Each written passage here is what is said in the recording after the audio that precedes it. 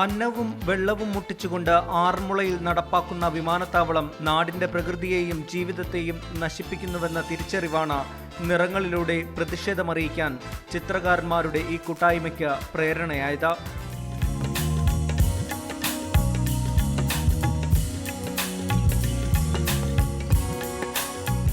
കേരളത്തിലുടനീളമുള്ള 40 പ്രമുഖ ചിത്രകാരന്മാർ പമ്പാ നദിയുടെ തീരത്ത് 3 ദിവസം നിറങ്ങൾ ചാലിച്ചപ്പോൾ ആറന്മുള വിമാനത്താവളത്തിനെതിരായ പ്രതിഷേധങ്ങളുടെ പുത്തൻ ഭാവമായി അത് മാറി. സ്വന്തം മാതൃഭൂമിയെ, സ്വന്തം പ്രകൃതി അമ്മയെ പീഡനം ചെയ്ത ഒരു പീഡന കേസായിരുന്നു കാരന്മാർക്ക്.